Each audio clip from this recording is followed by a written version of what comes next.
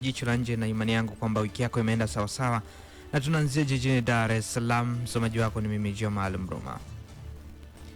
Waziri wa Nchi Ofisi ya Rais, Menejimenti ya Utumishi wa Umma na Utawala Bora, Ridhiwani Kikwete amesema kuwa sekta ya bima ina nafasi muhimu katika kuchochea maendeleo ya kiuchumi, kwani nyenzo madhubuti ya kulinda biashara na uwekezaji dhidi ya hatari mbalimbali.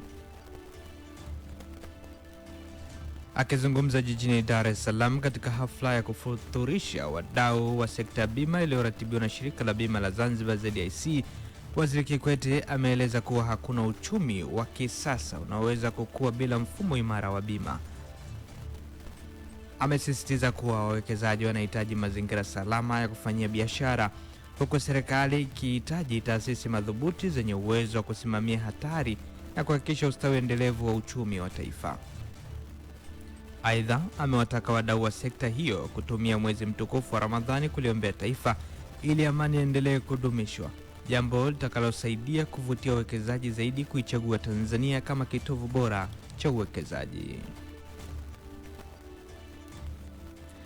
Dodoma. Naibu Waziri wa Mifugo na Uvuvi Ngwasi Kamani ameutaka Wakala wa Elimu na Mafunzo ya Uvuvi VETA kuongeza uzalishaji wa vifaranga vya samaki kutoka kiwango cha sasa hadi kufikia kati ya milioni 5 na milioni 10 kwa mwezi, hatua inayolenga kuchochea ukuaji wa sekta ya uvuvi na kuongeza tija kwa wananchi.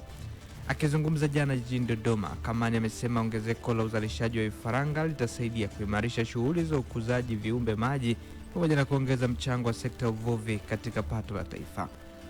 Aidha, ameitaka bodi ya VETA kuimarisha mafunzo ya vitendo kwa vijana kupitia programu ya Jenga Kesho Iliyo Bora BBT katika sekta ya uvuvi ili kuwawezesha vijana kujiajiri na kushiriki kamilifu katika uchumi wa buluu.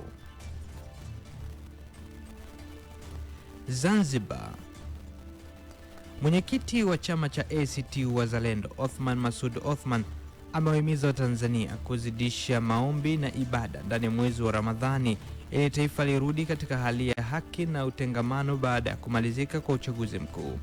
Othman, ambaye ni makamu wa kwanza wa rais wa Zanzibar mstaafu, ameeleza hayo jana wakati akiwasalimia wananchi wa mikoa ya Kichama ya Wete, Micheweni na Kaskazini Pemba katika mwendelezo wa ziara yake kisiwani Pemba.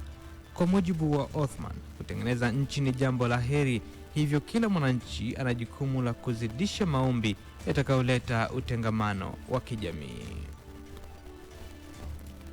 Unaendelea kusikiza Jicho la Nje kutoka hapa Big City Breakfast, na hivi sasa ni habari za kimataifa. Wanamgambo wenye misimamo mikali ya kidini wamewaua karibu wanajeshi 14 wa Nigeria na kuwajeruhi wengine usiku wa kuamkia Jumatano katika mashambulizi mawili tofauti yaliyofanywa katika kambi za kijeshi kaskazini mashariki mwa jimbo la Borno. Kulingana na vyanzo vitatu vya jeshi, wapiganaji wa ISWAP walio na mafungamano na kundi linalojiita IS wameivamia kambi ya kijeshi katika mji wa Ngoshe, wilaya ya Gonza, na kuwaua wanajeshi 9 na imamu mmoja.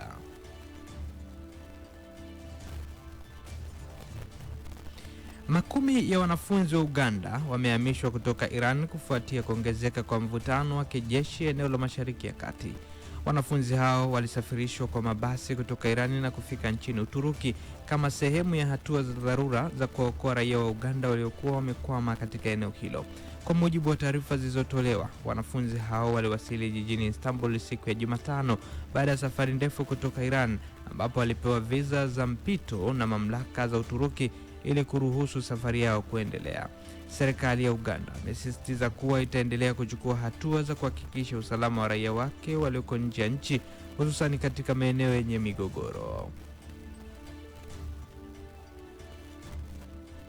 Na ripoti zinasema kuwa maofisa 4 wa ngazi za juu wa shirika la ujasusi la Marekani CIA na askari 8 wa nchi hiyo wameuawa katika shambulizi la jeshi la Iran lilolenga kituo cha shirika hilo nchini Saudi Arabia.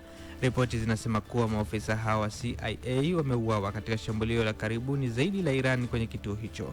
Gazeti la Washington Post limeshiriki shambulizo hilo na kuandika kuwa hujuma hiyo imefanyika kwenye viwanja vya ubalozi wa Marekani mjini Riyadh na kwamba ni mafanikio muhimu kwa Iran.